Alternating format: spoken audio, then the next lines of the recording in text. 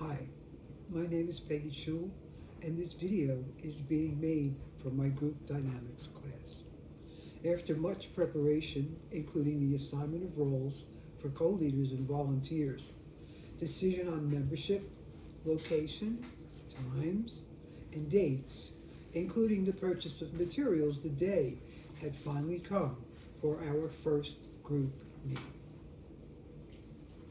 Before beginning, all leaders and volunteers stood in a circle, and Barbara led us in prayer, inviting God's presence to fill the room, to give us wisdom, and have His way with each member.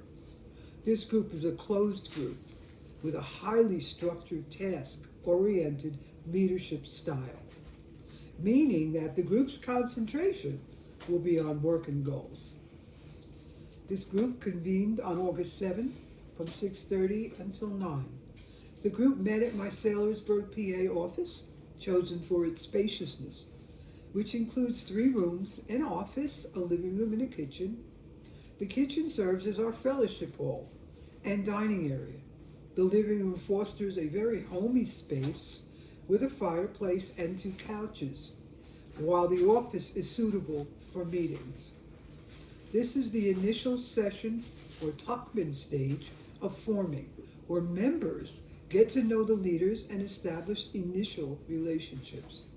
At precisely 6:30, all of the 10 members, Kiana, Leslie, Melanie, Adele, Violet, Cynthia, Dawn, Kelly, Daisy, and Robin, were all invited to join us, if desired, for the weekly meal. After the meal, leaders led the attendants into the meeting room adjacent to the kitchen. 7:30, Tracy asked the members to all join hands in prayer. After prayer, I felt it necessary for the group to get to know their leaders and volunteers.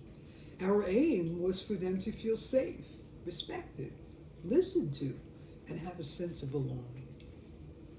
Each leader introduced themselves, sharing a brief background and explaining why they believed that this particular group was important.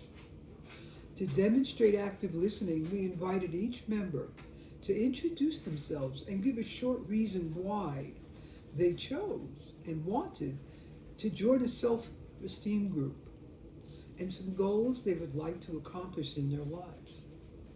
To show respect for the members sharing, we did not rush this portion since it was the beginning of the group. The next step was deciding on a group name. Each member voiced their ideas, and the majority decided on the Confidence Circle. I loved that idea, it was great.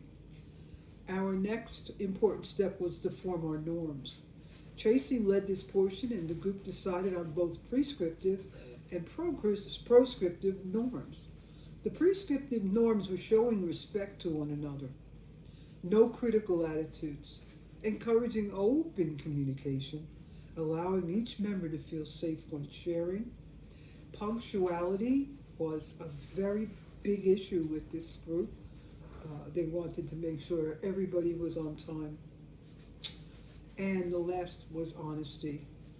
The proscriptive norms were no gossip, no interruptions when members were speaking, no yelling or causing conflict between members. I then explained to the group the expectations required to make the group successful. I handed out reading books, workbooks, devotions, and journals. I told the group of the 5 topics that I would like to cover. One was to know yourself. Get to know yourself. Number 2 was care for yourself. 3 was respect yourself. 4 was to accept yourself. And finally, to love yourself, the most important. Instructions for doing their journals was to write down their feelings before they go to bed. This way their feelings can be put on paper. The 3 sections of the group was check-in, middle discussion, the assigned to go over the reading, and lastly, group activities and prayer requests. We only had time today for one activity and chose the emotional game. Members were to write down any emotions that came to their mind, the first thing that came to their mind, regardless of whether they were feeling that or not. Then they laid every card on the floor in a circle, and each member would then choose a card and share why they chose this particular emotion. The members seems to be having fun with doing activities, and I was happy about that. In closing, at 8:30, each member was asked one word that described how they felt in the first session, how they felt about this first session. And some of the answers were happy, safe, comfortable, a little nervous. It was now time for snacks and fellowship until 9 p.m. My personal observation. As I observed the first day of the group, I could see several implementations gained from my readings. One in particular is an effective leader is someone who delegates tasks based on individual strengths. My co-leaders and volunteers were handpicked for their skills, strengths, and the cohesion between us. It created an interdependence where all members work together to complete tasks. Lastly, I did see a display of coordinated interaction, not only from the leaders, but the team members as well, as they created a name for the group and norms for the group. They all worked toward one common goal. I believe my co-workers and leaders and volunteers not only did a fantastic job during the meeting, but will do so if we have up and coming meetings. We accomplished our goals, set a good example, and God willing, each member will get exactly what they came for. To improve my leadership skills, I need to focus on and understand different leadership styles.